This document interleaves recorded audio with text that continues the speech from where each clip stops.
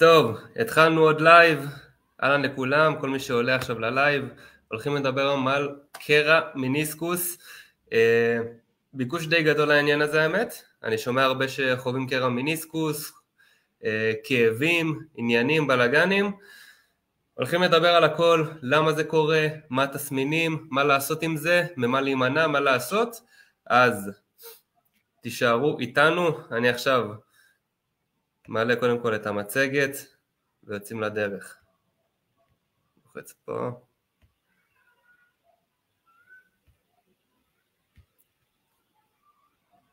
אוקיי. קרע מיניסקוס.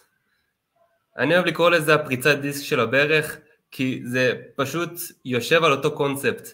למה? כי בעצם קרע מיניסקוס, בהרבה מקרים הכאבים שאתם תרגישו לא בהכרח בגלל הקרע מיניסקוס. זה יכול להיות בגלל הרבה דברים אחרים, בין היתר הטראומה שנגרמה לרגל, או לברך, או לשרירים מסביב, או לעצבים, כתוצאה מאותו קרע, ובגלל זה אני אוהב להשוות את זה גם לפריצת דיסק, כי כמו שמי שעוקב יודע שלאנשים פריצת דיסק, זה בהרבה מאוד מקרים, הכאבים שלהם לא נגרמים בגלל הפריצת דיסק עצמה, אלא בגלל מה שהפריצת דיסק גרמה לכל המסביב של הגוף, בין אם זה השרירים, עצבים, רצועות, איברים אחרים, לא בהכרח הגב, אולי בכלל הישבן, ירך, זה יכול להיות הרבה דברים, אז בואו נתחיל לדבר על זה.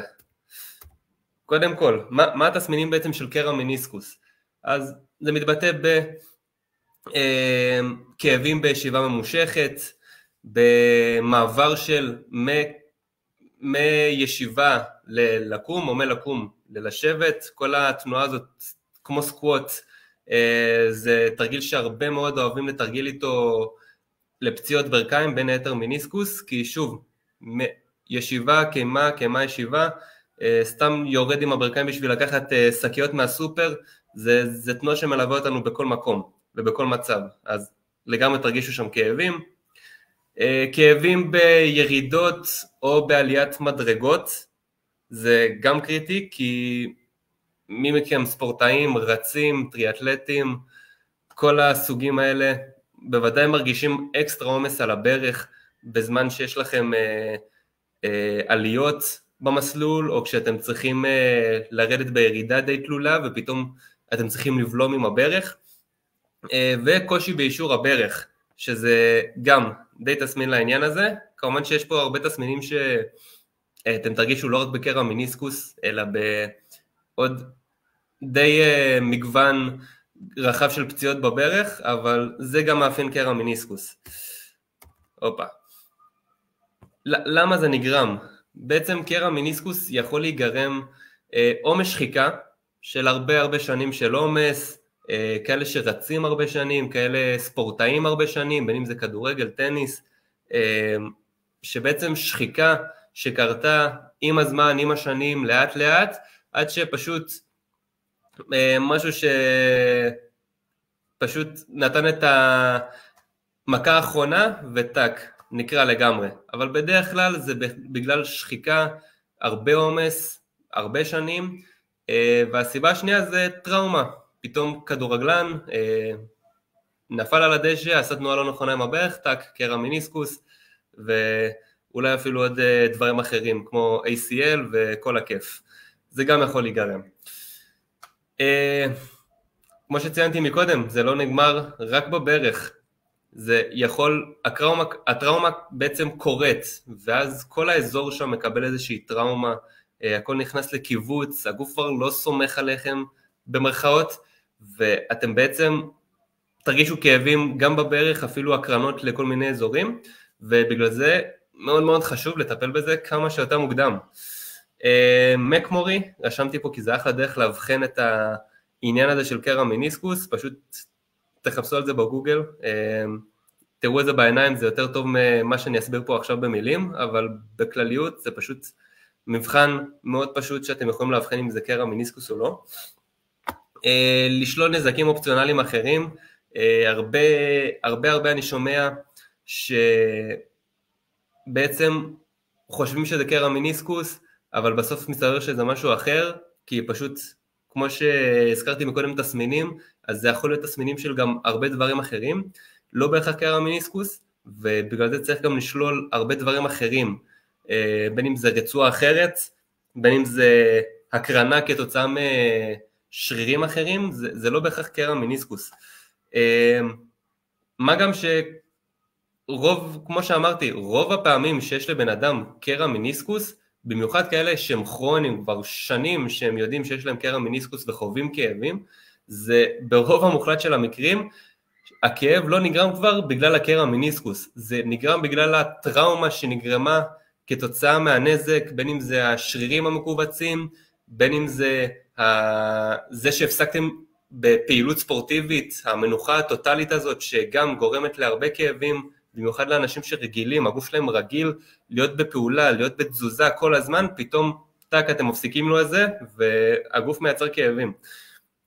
ובהרבה מקרים לא מומלץ ניתוח, אלא אם כן באמת אתם ספורטאי עילית, שחקנים עכשיו ב-NBA, טניסאים, כדורגלנים, כאילו ברור, יש לכם את המעטפת, יש לכם הרבה דברים שלאנשים רגילים אין, זה מעטפת שלמה של ניתוחים, צילומים, שיקומים, מנתחים איזה ישר על אותו יום ומתחילים לשקם.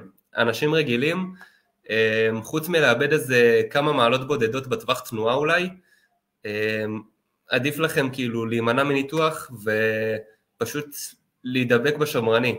בכללי עדיף קודם כל להתחיל עם שמרני ואז לפנות לניתוח, ומחקרים הוכיחו את זה, מנתחים, עניינים, יגידו לכם אותו דבר, שטיפול שמרני לפני ניתוח בעצם יגדיל את הפוטנציאל הצלחה שלכם בניתוח עצמו, בעצם גם תעשו את הניתוח בצורה הרבה יותר מוצלחת, וגם השיקום שלכם אחרי הניתוח יהיה הרבה יותר אפקטיבי, קצר, התוצאות שלו יהיו הרבה יותר טובות, מומלץ מכל הכיוונים, אבל שוב, באמת מהניסיון שלי, ניתוח זה הדבר האחרון שאתם תעשו, עדיף להתחיל באופן שמרני, כל אחד במשהו מתחבר, דיקור, אוסטאופתיה, פיזיותרפיה, יש 1,001,000 דרכי טיפול, אז כל אחד משהו מתחבר, מה שהכי עוזר לו, אין באמת איזו המלצה חד משמעית, בסוף הרבה סוגי טיפול עזרו להרבה סוגים של פציעות, מה שאתם הכי סומכים ופשוט לטפל בזה. הנקודה שורה תחתונה, קודם כל שמרני, ולאחר מכן, אם כלום לא עוזר, אז ניתוח. הפעם חזרתי אחורה. בנוסף, צירפתי לכם פה הרבה הנחיות, פעולות שאתם יכולים לעשות או להימנע, כשיש לכם קרע מיניסקוס וזה באמת אובחן ואתם יודעים שזה זה, אז אני לא הולך לעבור על זה, כי שוב, רשמתי פה הרבה נקודות, יש לכם את מה שרשמתי פה, בין אם זה הקפדה על טכניקות אימון, לעבוד על חימום המקום לפני פעילות, אחרי פעילות לקרר, כל מיני דברים כאלה. פשוט תעצרו את הסרטון, תסתכלו על זה, כי זה באמת הכי מדויק שיש, הכל פה זה באמת מניסיון ודברים שעבדו ועזרו לאנשים אחרים, אז שווה לכם רגע לקרוא ולהסתכל, אני לא הולך להתעכב על זה יותר מדי. מה שכן, עשיתי פה איזו עמודה ככה לסיכום, נתחיל מזה, הפתרונות לגבי קרע מיניסקוס, קודם כל להימנע מסיבוב של הברך, כי זה יחמיר לכם את הכאבים, אז בהתחלה במיוחד, כשהכאב עוד ממש מורגש, להימנע מכל דבר שמחמיר את הכאבים, זה בתור התחלה, לאט לאט משתפרים, הכאב נרגע ואנחנו חוזרים לפעילות, כמובן שהכל בהדרגה. לא להשתמש בכף רגל או זזות דברים, זה דברים ששמעתי ממטופלים, כמו למשל הידיים שלכם תפוסות, אז אתם תזיזו רגע את הארגז או את השולחן או את השידה רגע עם הרגל, אז דברים כאלה זה ממש ממש לא טוב, כי זה סטייל סיבוב עם הברך, זה הרבה לחץ שם, במיוחד על הצדדים, אל תעשו את זה. קרית בין הברכיים או מתחת לברך, זה אחלה, הרבה עומס יורד מהברכיים, אז לגמרי מומלץ. להמשיך ללכת, אנחנו רוצים לייצר תנועה, אנחנו רוצים לייצר זרימת דם, אנחנו רוצים שהמקום יחלים בצורה מיטבית ומהירה. אז בגלל שזה מיניסקוס, בסוף זה סחוס. לסחוס אין יותר מדי זרימת דם, אספקת דם בשגרה שלו, ולכן אנחנו צריכים לפצות על זה. אז כן חשוב פה התנועה של הברך, בין אם זה כיפוף, אישור, קצת הליכה, ריצה קלה, כל מיני פעולות כאלה שלא מחמירות לכם את הכאב, אבל כן אתם יכולים להתנוע בחופשיות ולהפעיל את הברך בלי כאבים. אז זה לגמרי חשוב. לא לאשר את הברך לגמרי, במידה, כוכבית קטנה, במידה וזה באמת מעורר לכם כאבים. אם זה לא מעורר כאבים, אז הכל טוב. כנראה אתם כבר במצב יותר מתקדם בשיקום שלכם. חיזוק הארבע ראשי, גם, לא יודע למה רשמתי פה רק ארבע ראשי, אבל בכללי, גם הארבע ראשי, המסטרינגס, ישבן, תאומים, כל מה שסובב את הברך, מומלץ מאוד לחזק.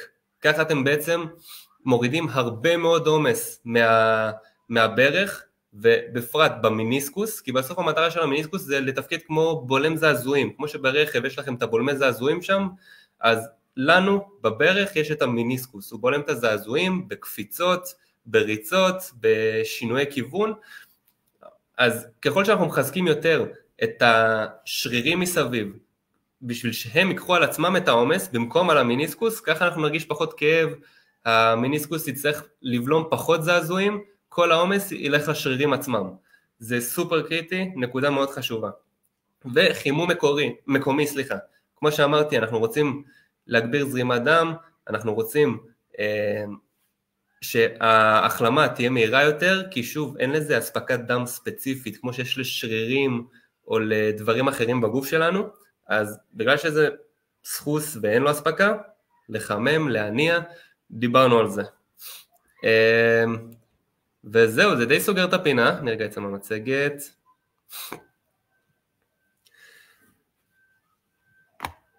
די סגרתי את הפינה פה עם המיניסקוס, די עשיתי זה קצר, קולע, כל הנקודות, גם לא רציתי לעבור יותר מדי על דברים, כאילו עדיף באמת, תעצרו את הסרטון, את הלייב הזה, תעצרו ב2-3 שקופיות שדילגתי עליהן, יש שם הרבה הערות, יש שם הרבה הנחיות שאתם באמת פרקטיים, אתם יכולים לעשות את זה בבית ולקדם את ההחלמה שלכם, ואם יש לכם שאלות, דברים אישיים, דברים ספציפיים, משהו שלא נגעתי בהם בלייב הזה, מוזמנים לפנות אליי, וזהו, עד הלייב הבא, בהצלחה.